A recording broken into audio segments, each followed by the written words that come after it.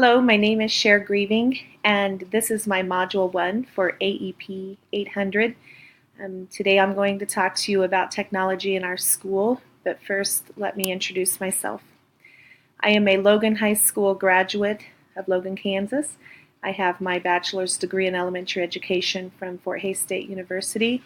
After 10 years of teaching elementary education, I went on to receive my master's degree in special education from the University of Nebraska-Kearney, and I am currently a special education teacher. I live in Prairie View, Kansas, and I have 23 years of teaching experience all at Logan High School. This is my school, Logan USD 326. Again, like I said before, we are located in Logan, Kansas, a very small rural farming community in northwestern Kansas. We are about 70 miles north of Hays. We are the home of the Trojans.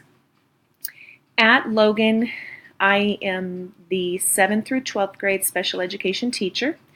I also teach 5th through 7th grade social studies in the general education classroom. So my special ed co-op actually contracts me out to teach 3 hours of junior high social studies because we are that small district that is doubling up teachers the best that we can to cover the curriculum and all of the activities because of financial purposes, and just not many bodies are willing to come to Logan and teach. And if they are there, they're only there for a few years to get their feet underneath of them, and then they are moving on. And I have a passion for Logan community and Logan schools, and I want to step up and help however I can. It's been a little bit of a challenge for me, but I do enjoy teaching in the classroom at the same time of providing services for those with special needs. I am the junior high volleyball and basketball coach, and I have been doing this all of my 23 years at Logan, and I'm starting my 3rd year of the junior high athletic director position as well. My critical reflection of technology at USD 326, I just bulleted some items here that we have at Logan. I feel we're very fortunate to have these things. We are one-to-one with iPads in grades K through 8, one-to-one MacBook Air laptops in grades 9 through 12. We have the option in grades 9 through 12 to take their devices home. The students pay a technology fee and abide by the acceptable use policy, and they are able to use them at school and at home. We have 2 large labs with probably 20 plus desktop Mac computers, which is very beneficial when we are testing or assessing large groups or working on large groups projects. We'll just bring them to the lab and work all at once. And we have IDL classrooms for outreach classes through Colby Community College. I know this isn't anything new. This has been around forever, but we still are fortunate to have this option at Logan. And our students can graduate with anywhere from 23 to 26 credit hours through Colby Community. They have that under their belt before they go to post-secondary schooling. We do have Apple TVs in every classroom, and that's about the extent of the whole group technology devices that are available. Our FFA group is growing and is very positive, forward-thinking. Our advisor has developed an entrepreneurship program, and she has purchased with grant money a laser engraver and a screen print machine, and we actually have students working on these projects yearly throughout the school year and throughout the summer, creating the sports teams t-shirts, creating plaques and awards for the most recent county fair. And these kids are learning everything about, from start to finish, of setting up a business and obtaining the loan to have your business, and knowing what it takes to run a business and to budget such a business. So that I consider that technology that has just been a great asset to our school, which is ran through the FFA program. In my classroom, the technology resources that I use include Google Classroom. I use apps, GoodNotes, Google Slides, Google Docs, etc. In social studies, I don't get too carried away with apps on their devices. And as you all know, a social studies classroom is a lot of lecture and storytelling, especially at the junior high age. I try to post Prezis in Google Classroom so they can follow along with what I'm talking about with pictures and bulleted items of interest. We use email every day with our students. That's how we communicate with them.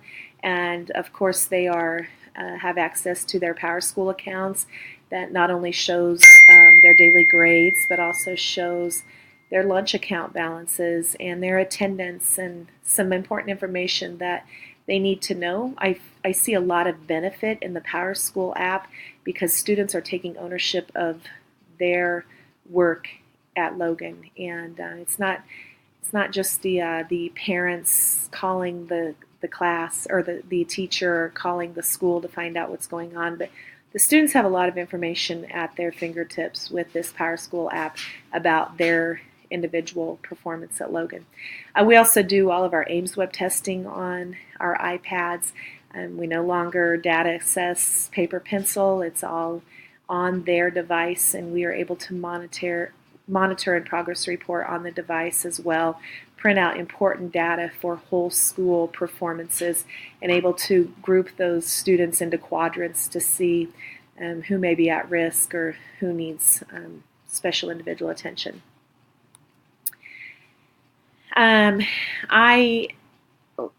Like you could tell from my previous slide, I'm not a huge user of technology in my classroom, and I know this needs to improve. This is part of my individual goal on the McCrell evaluation tool, and it's just to improve my individual technology use within the classroom. We have some teachers in our school that just go straight forward with it and feel very confident and comfortable. I'm not one of those. I blame it on my age and the fact that I'm a little old school, and I didn't, of course, come out of college with a lot of technology and education, and so I'm kind of trial and error and learning as I go along. I just need to improve my confidence. I know that. That's part of my proposed plan. I think it's called project-based learning. I know what project-based learning is, but I really think a teacher could incorporate technology with project-based learning activities and turning those activities and this learning over to the students. I'm just turning it over to them. These students do not need to be teacher-led. These students can explore and learn through their devices with the proper guidance. We just need to explore. We just need to get on those devices and explore. Of course, we do a lot of Google research. That's easy, but just how to maybe explore and then apply what they find on their devices. I need to become educated. I don't need to know it all. I know you can't teach everything about technology in a class. I know that's not how it works, but I think if I would become educated, I would improve my confidence, and then I just need to rely on my support system because, like I said, we have those confident teachers that are using their devices in the classroom with the students, and I really like the way they are learning, and it's really not, it's so far different from what I am used to, and I just need to rely on them and ask questions. That's my proposed plan.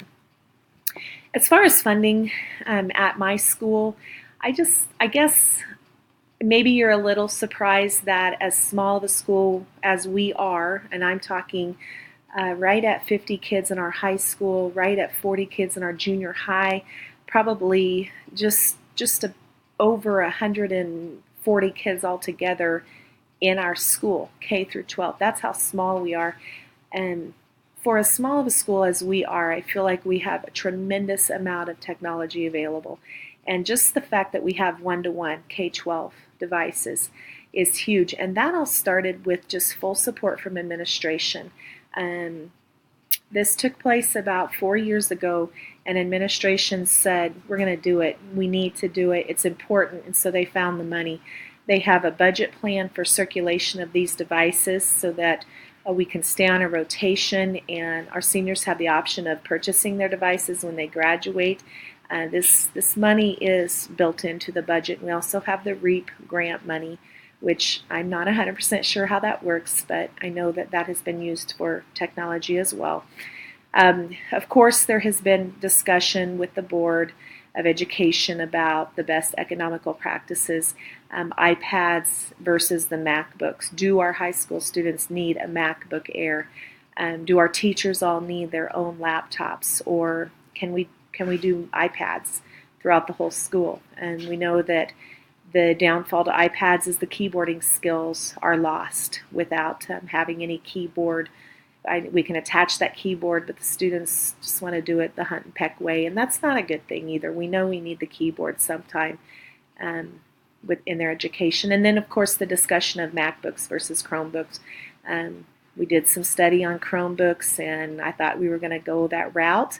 And then our administration said, no, we're going to stick with the MacBook Airs. But I do foresee us moving into Chromebooks later on in the future. I know that many schools have done that. But as far as funding, yes, it's tight. Yes, it is an issue, but we have full support of the administration with incorporating technology in the classroom. Of course, it's required. It's part of a standard, state standard in Kansas, and we have just forward-thinking administrators that aren't going to hold us back. So I feel very, very pleased and very privileged to have the technology that we do. That's it for now. I look forward to hearing from you and learning with all of you this fall.